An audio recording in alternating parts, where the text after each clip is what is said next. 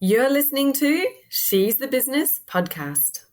So what do you do when there's more competition than ever jumping into the online space? Everybody seems to be going up against each other to try to get visible, to try to actually attract the clients that are out there looking for you. Well, one of the tricks up your sleeve that not everybody is utilizing particularly well yet is personal branding. And today we're diving into the world of personal branding, what this means. And no, it's not just for solopreneurs, by the way. This is for business brands as well. So how you can utilize the aspects of personal branding to actually stand out in our new crowded online space. Stay tuned, it's coming right up. Hi, I'm your host, Jessica Osborne, and over the last 25 years in marketing and business, I've helped many brands to launch, scale, and grow, with some of them becoming multi-billion-dollar companies. I'm here to inspire you to get out of your own way and create a profitable, fulfilling business while living the lifestyle you really desire, without all the hustle. So I bring you She's the Business podcast, a unique blend of strategies, tactics, mindset, health, and spirituality, literally everything you need to be the successful leader of your dream business. Made by women, for women, this is your weekly dose of motivation and inspiration. My very special guest today is Amanda Greenman, who's the founder of Olive Graphics. She's a brand identity strategist and web designer with over 20 years experience in this space. Amanda now works with women and purpose-driven brands, helping them find their true identity and owning who they are on an online stage. So she's blending the creativity of branding with the strategy and creates bespoke design solutions that are totally tailored to their needs. Now, Amanda and I are talking today all about personal branding, what it really means, why it's so critical right now, especially, or now and in the future, more so than it ever has been before, and also what this means, how you can implement it, what are the do's and the not do's around personal branding so that you get a really great, powerful, and effective personal brand. So without further ado, let me play the interview for you. Okay, I'm here with Amanda Greenman. Amanda, thank you so much for joining me today on She's the Business podcast. So good to see you. Thank you. Thank you for having me. Looking forward to chatting today about personal branding in the digital economy. Yeah, absolutely. Really looking forward to this chat because I think that, you know, right now there's just so much value in personal branding, but there's also so much that's really untapped, I think. There's so many people with opportunities or businesses with opportunities that could utilize it. So can't wait to get into that discussion. But before we do, let's introduce everybody a little bit more to you and what you do and who you help. So could you let us know, who do you serve in your business? Well, I'm the founder of Olive Graphics. I help solopreneurs and businesses to authentically showcase themselves online through unique brand identity and their online presence so they can authentically showcase their expertise and skills online. Amazing. And so, you know, when you're talking about authenticity there, what does that really say to you in terms of, like, what is it about being authentic and how does that link to personal branding? Well, I feel like you've got to be more yourself online. Let's not be over perfect and manufactured. It's just showcasing your unique skills and your personal style, I feel. Just being more human, I think, not so perfect. Yeah, exactly. And what is that? Why is that so important now? You know, you mentioned it's like the digital economy. I mean, we're in an online world. That is really where we are so often. We're on our devices, we're on the laptop, you know, we're doing a lot of business online, and it's great because it means that, you know, the boundaries that we used to have geographically just don't exist anymore. You can be working with people on the other side of the world. But what does that mean for you and your business when it comes to branding? Well, I just feel it's so easy to communicate now with people now. We're in the digital age. I think COVID has a lot to do with the shift in which we work. Now we can chat so easily online, share our skills. It's just so easy to communicate and talk about, what we're good at online. Yeah. Yeah, exactly. Now, tell me a bit about, how you got into being a personal brand designer. Did you always do this, or when did when did that shift happen for you? Like, what was the moment? Well, I've I've always been in the branding and online space, Mm-hmm. and I know a lot about branding and design, but I feel like there's this real shift now where us as individuals want to start creating a space for ourselves, don't we? And it's Mm-hmm. trying to connect that branding, that online presence, and that authentic connection in that personal branding space that I feel all works well together. And for myself, it's like, that self discovery reflection stage of, what do I want to do? How do I want to present myself online? Mm-hmm. You know, what it sort of evolves. I feel your personal brand online, Yeah. and once you're clear on that, I feel like then your online identity starts to evolve, and same with your online presence.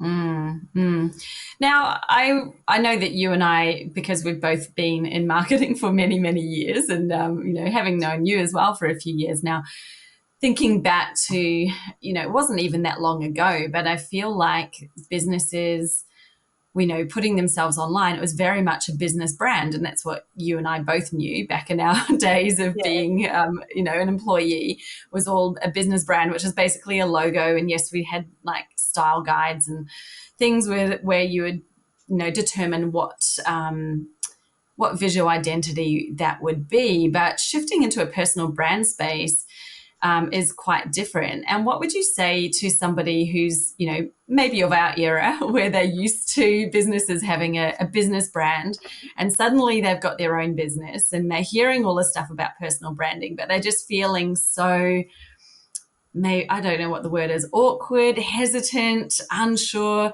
really, like, how do they bring themselves into their brand, and why should they be doing that? Is there an instance where you would say to someone, well, actually, no, you don't need a personal brand. You need to have more of a business brand? I've asked about 3 questions there, so feel free to take it wherever you like. I feel like I feel this is probably the struggle that I feel like a lot of people have. It was one of my own struggles. Is like, okay, I've got all these skill sets, but how do I present myself online? And I think we've got to show more the human side of things when it comes to personal branding. We Sometimes you just got to share. I feel like my most engaged posts are ones when I'm talking from personal experience, when you share your personal experience of your journey of, how it evolves. I feel like your personal brand evolves over time online. You've got, I feel like it's that self-reflection, that self-discovery, and your personal brand evolves over time. And I feel like you really need to get to the root of what you're good at. I suppose for myself, I'm good at design, and I'm good at presenting brands online, and I weave in that sort of that personal branding side of it into it. Mm-hmm. Yes, getting to the core of really what it is that you yourself are good at. And I think, that struggle of then moving from that step of not being present and as in yourself. I guess when we think of personal brands, we think of, well, it's a person. So there's a face and there's photos and there's some sort of personality that you're seeing, the actual person behind the business, much more at the forefront. So what do you say to people who are struggling to take that last step in really putting themselves at the front of their brand? Why is it important? Well, it was the same struggle that I had with myself. It's that self-doubt, that judgment, imposter syndrome I feel we all have when we're trying to step out and be our own personal brand. But I feel like, the more you sort of step out of your comfort zone, you start to talk about your knowledge, your skills, your expertise. I feel like it sort of evolves over time and you start to feel comfortable in your space. You start to grow a community, and you've got people cheering you on. I've met all these people through my community that are just commenting. You're starting to relate to people. There's people that can relate to your story.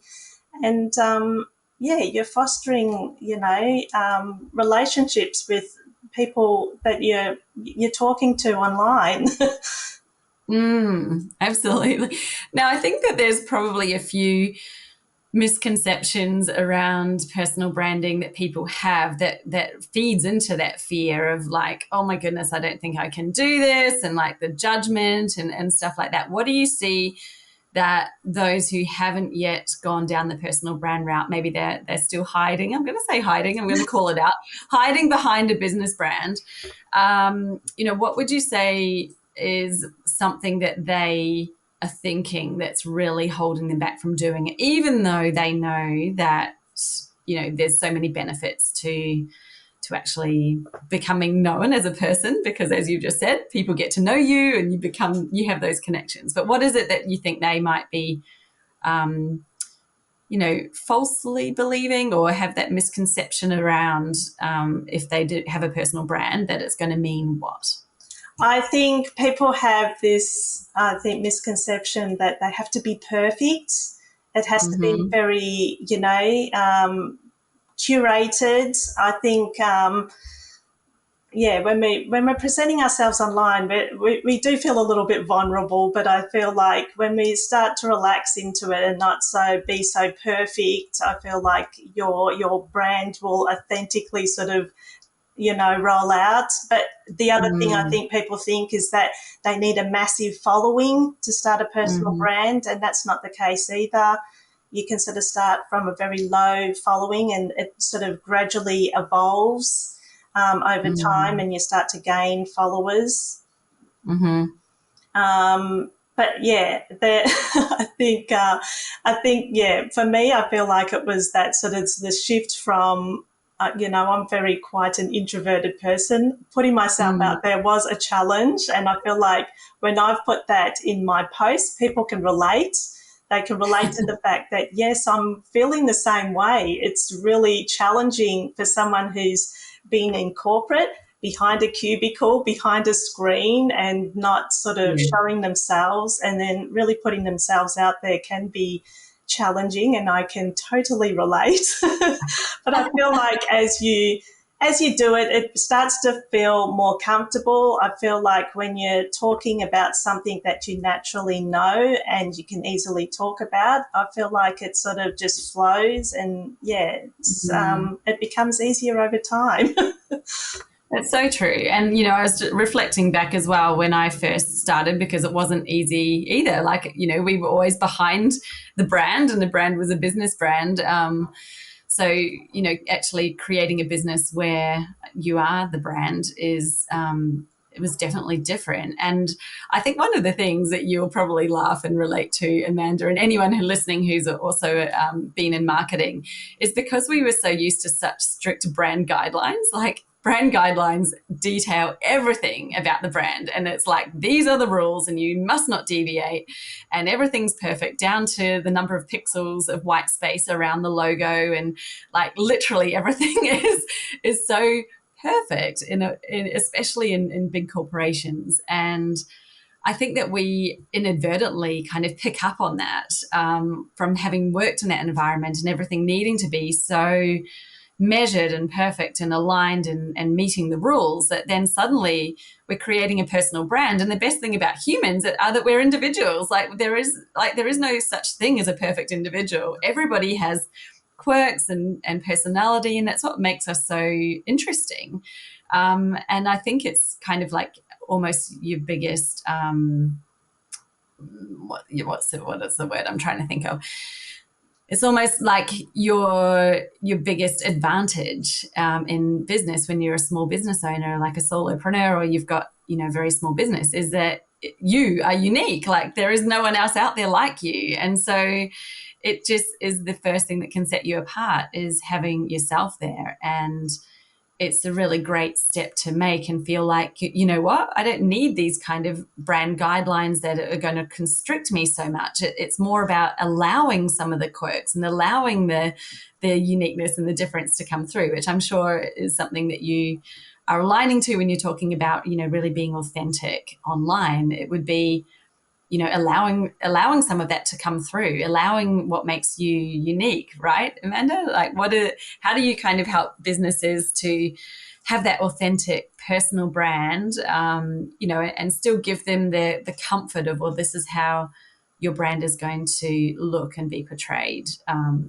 you balance that? Yeah, because I feel like, but we're all unique. We're all different, aren't we? So why, show your own personality, your own authentic self online. I feel like we've all got different skills. We've all got different experiences. I feel like we just weave that into our personal brand and talk about, your successes, your failures, all of those things. I feel like we're really, as humans, we can tell when we're talking from a heart-centered place, when you're talking more from your experience or your knowledge versus being over manufactured or too perfect, I suppose. And and I feel like when I do my design, I probably get to the root of what's the background of their business? Why are you doing it? What's your vision? What's your purpose? And, we sort of weave that personal part of it into their brand identity and their online presence. And I feel it's all really a lot about storytelling as well, isn't it? Your origin story. How did it all begin? And I feel like when we're talking about our personal brand, there's generally a story behind why we started it, isn't it?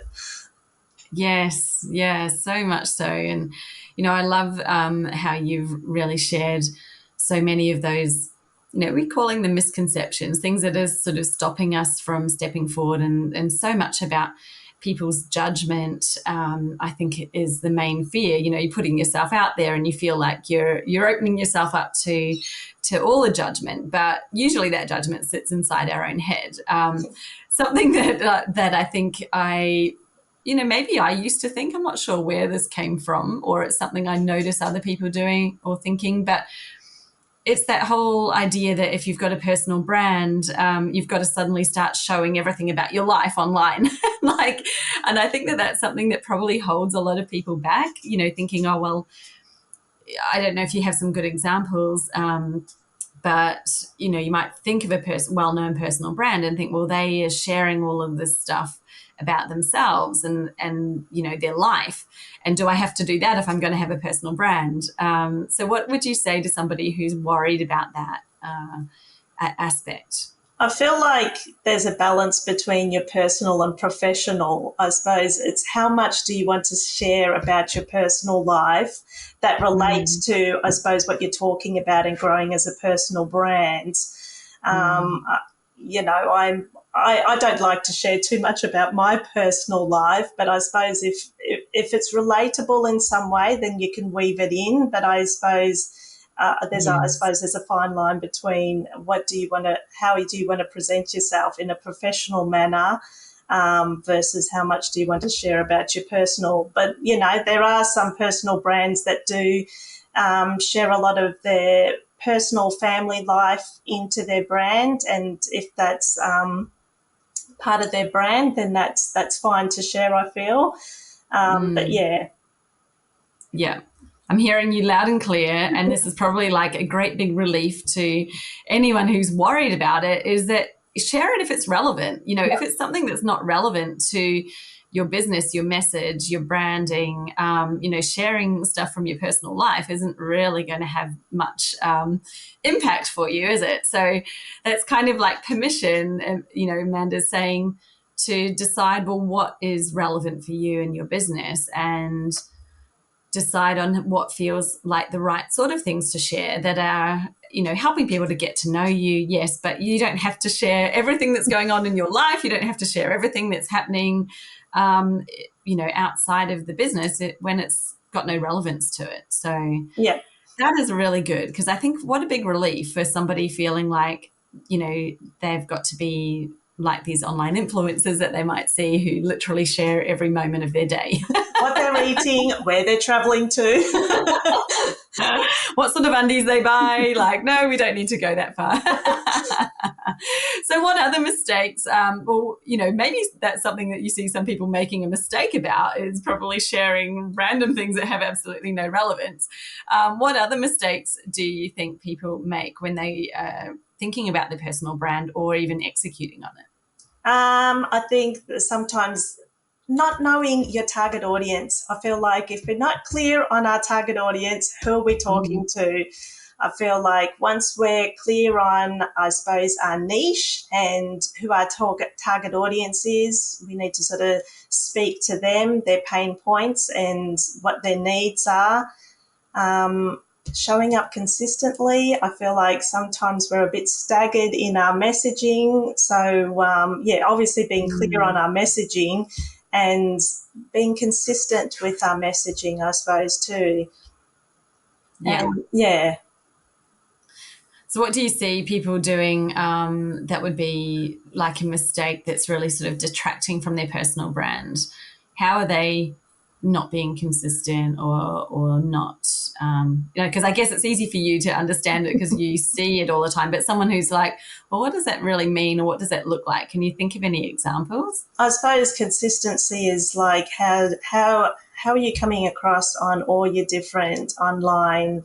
Are you consistent on Instagram? Are you consistent on your website? I suppose your messaging. I'm thinking brand colours as well. Yes. Images. It's consistently showing up for yourself, the same messaging. Is it the same all around on your website, on Instagram, on LinkedIn, wherever you're showing up, even when you do webinars and meeting people? Are you consistent with the way you present yourself? Yes.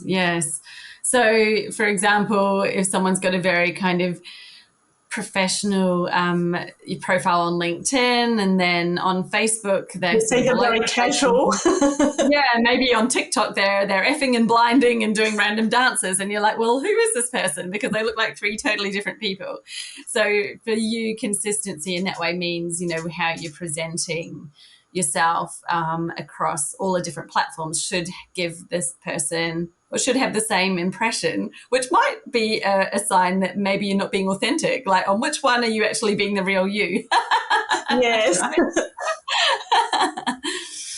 Right. So getting consistent, meaning like actually showing up in the same sort of way, but you can still tailor it to the platform that you're using. Because I think that's kind of where a lot of people get confused. They're like, well, people are saying I need to do this on TikTok, but then over here on Facebook, I need to do something different, and on LinkedIn. And it's okay to have those differences. So how do you help people to present and be consistent in the way that they are communicating, like, and showing up with their brand, even though the mediums might be requiring something a little bit different from them? Well, I Like feel what? that's like where you need to be clear on your target audience, isn't it? Because I feel like, for instance, LinkedIn is a more of a professional network, so maybe you need to communicate with them slightly different to maybe Instagram. But obviously, the messaging's still the same, but obviously targeting to the people that are hanging out there. So Mm-hmm. yeah, obviously, I find LinkedIn, it's a different landscape there. You do have to talk to people slightly different than how you would talk to on Instagram, but still, it's still consistent in the messaging. It's just I feel like you've got different audiences hanging out at different platforms, aren't you? But even online on your websites, just I suppose be very clear on who you are and who you serve, I think will help with that Mm-hmm. consistency, depending on where they land and find you online. Yeah. So can you think of anybody who you would say, well, this person's absolutely nailed their personal brand, like no matter where you see them or where they show up, you're getting that same experience from them. So it's very aligned. Can you think of any examples? There's that Zoe Foster Blake. She's the Mm-hmm. personal brand for the go to skin brands, but Right.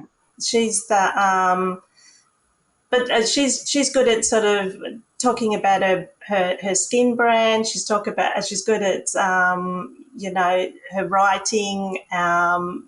Even she's one that's good at sharing a bit of her family and personal life, but weaves it well into her personal brands. Um, Mm-hmm. Mia Friedman, she's a writer. Um, and yeah, she's good. She's consistent across all platforms. And so what makes you feel like that you know her or that she's consistent? Is it just a feeling that you get that wherever you see her, she sounds and is coming across in the same way? Or are you looking at visuals, being a designer? Like, I'm just curious as to, like how you've identified this person as having a really great personal brand. Like, what is it? Are you combining a few different feelings that you get, or what you're seeing, what you're hearing? It's all creating that same impression.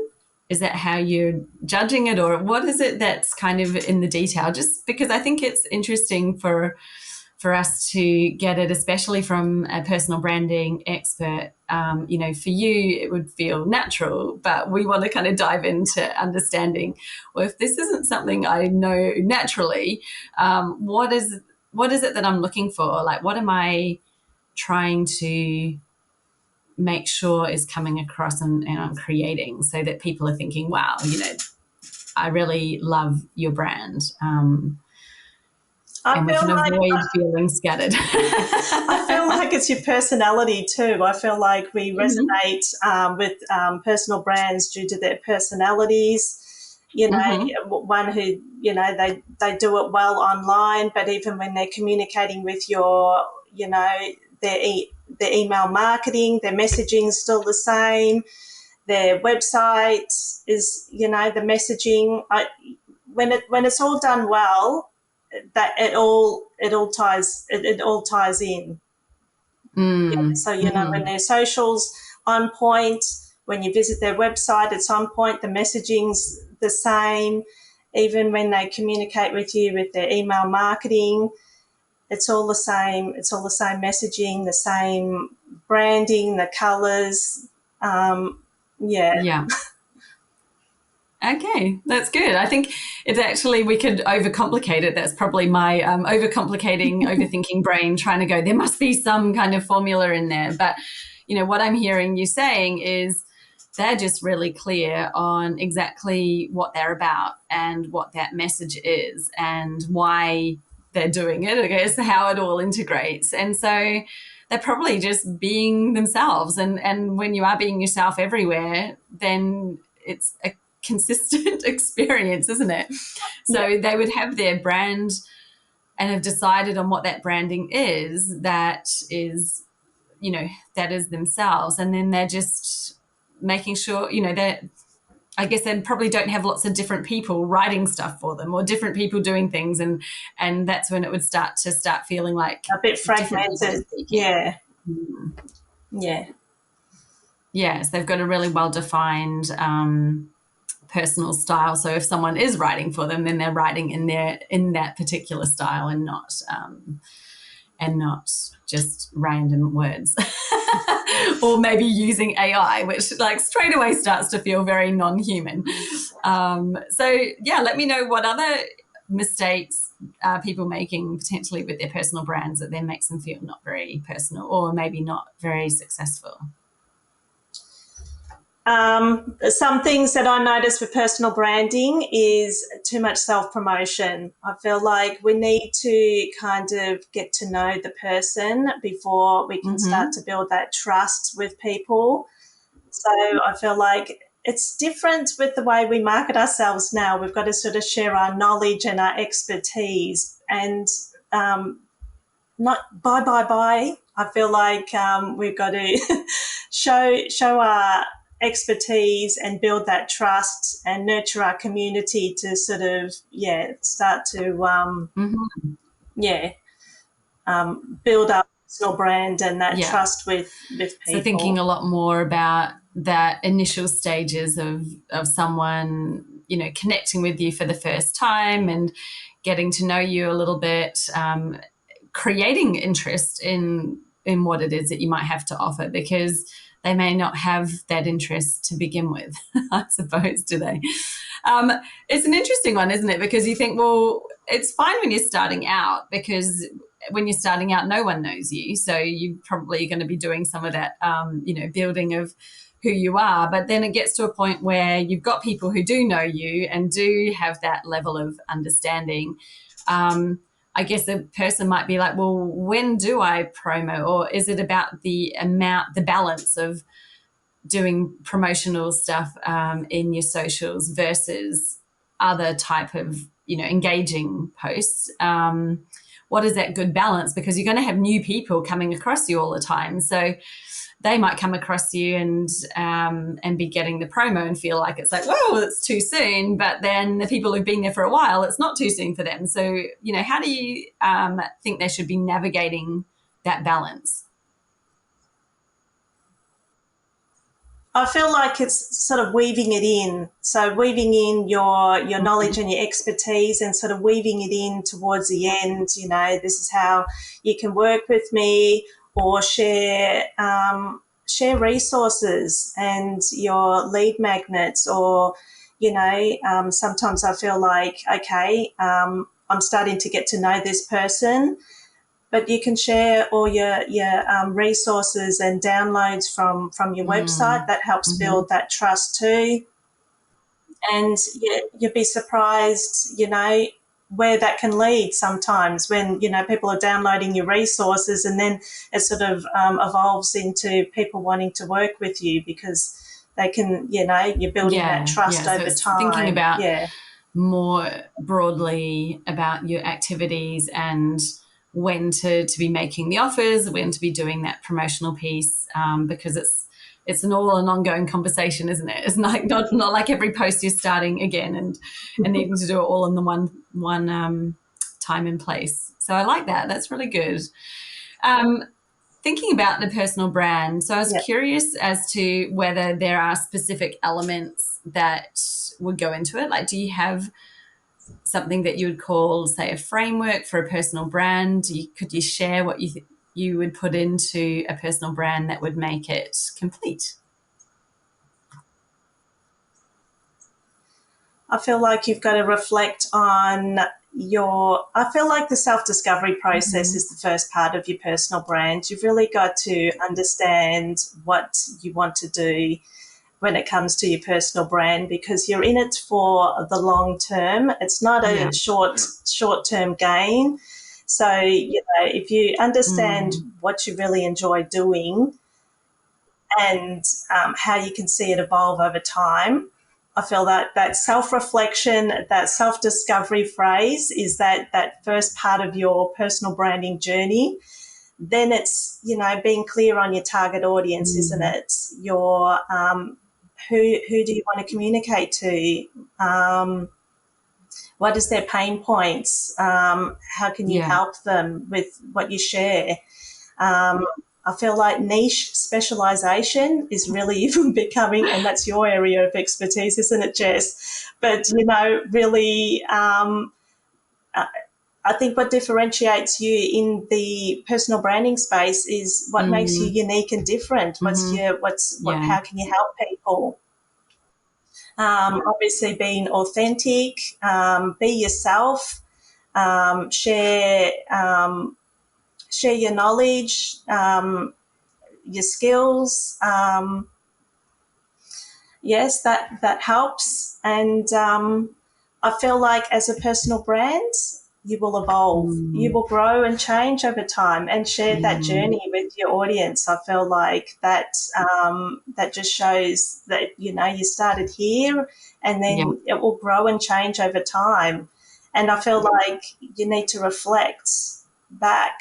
Are you still passionate about what you're doing? Do you need to pivot or change?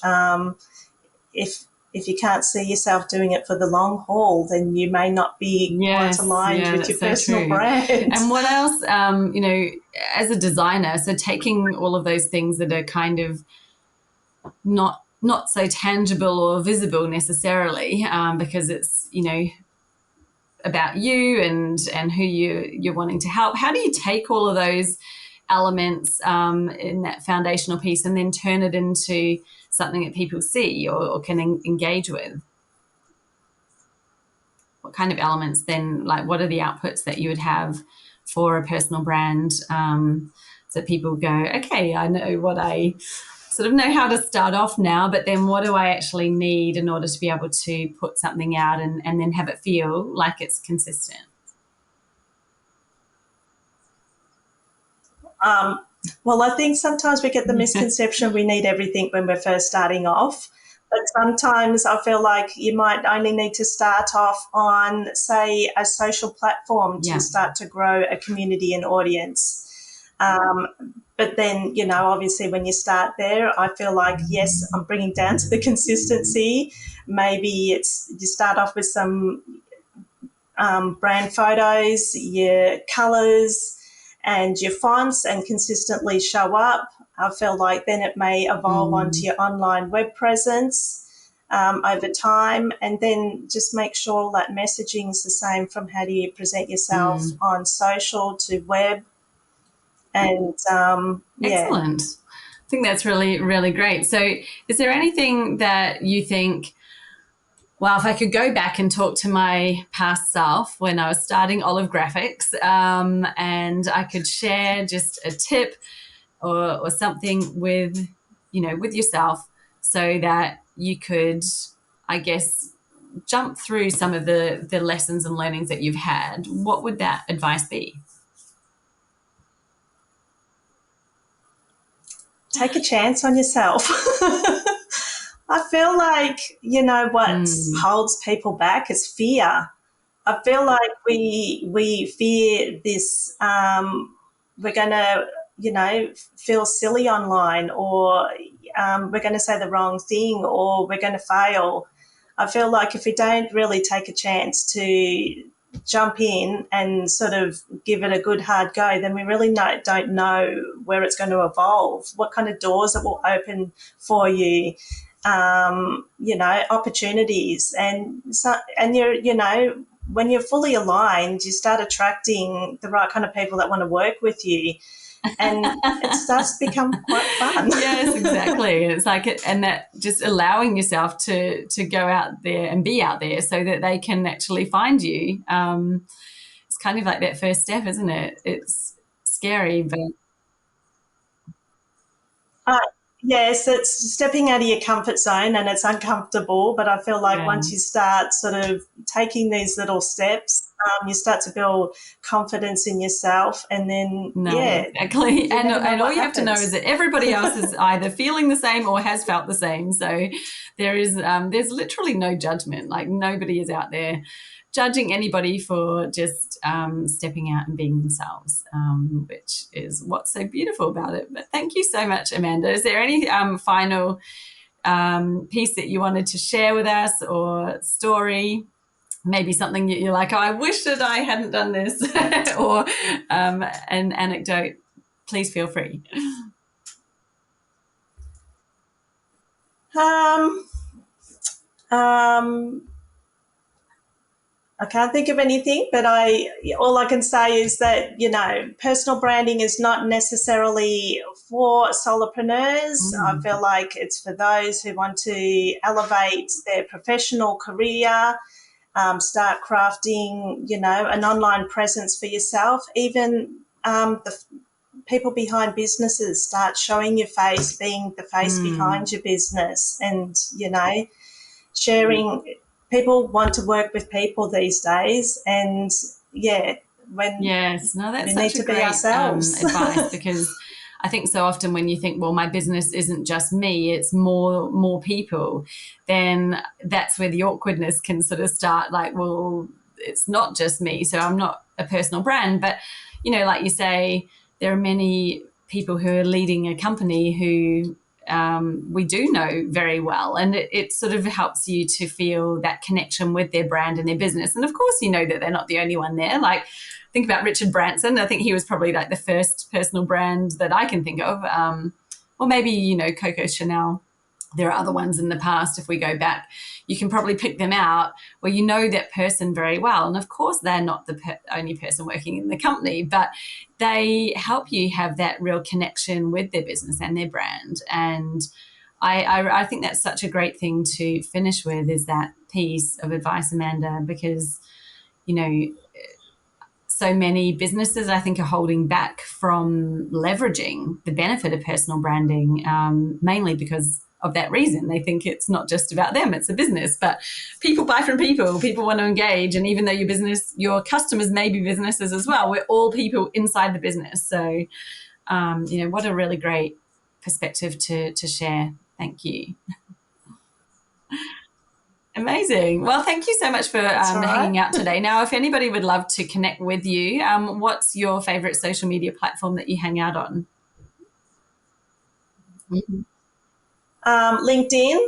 I'm on LinkedIn, Amanda Greenman. I'm also on Instagram, Olive Graphics Design. And you can visit me at my website.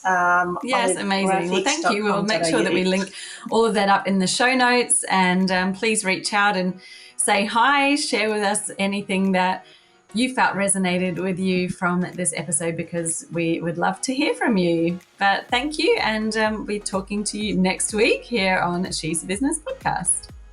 Now, if I asked you, do you know who your ideal customer is? More than likely, you're going to answer, yes, of course I do. Or at least I know enough about them to market to them. Or do you? You see, the number one reason why most audiences aren't converting into buyers, or even if you're having trouble building an audience in the first place, is simply because you haven't gone deep enough to understand who it is exactly who you're speaking to. There's no connection being made there, and therefore those people aren't taking that next step. They're not connecting with you, they're not connecting through to become your clients. It's not so much about who they are as a person, who you might see, but more what is actually going on inside their head. What are those questions running on repeat inside their minds? What is it that they're feeling so stuck and frustrated about? And really, why aren't they able to shift themselves out of that place? Now, these are just some of the amazing questions that I get you to explore inside my brand new Customer Avatar Worksheet. I've called it the ultimate Customer Avatar Worksheet because you will never, ever have seen one like this before. It is so much about what's going on in the mind, with a couple of questions just to help you get the visual profile of who it is you're speaking to as well. But clearly, it is their thoughts and the way to connect to their thoughts that shifts somebody from being just a person out there in the market into being somebody who's an active fan, a member of your audience, and not only that, but also a buyer.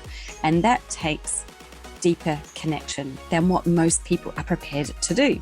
So if you're prepared to go that additional step to get really deep and meaningful with your ideal customer, then head over to my website and download this free worksheet right now, and you can get started.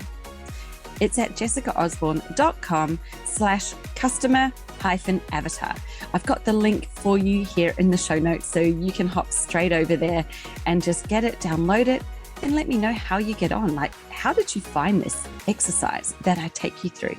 Because I guarantee you are going to learn more than one brand new thing about your ideal customer that you never knew before. So enjoy, good luck. I hope you love it as much as I do.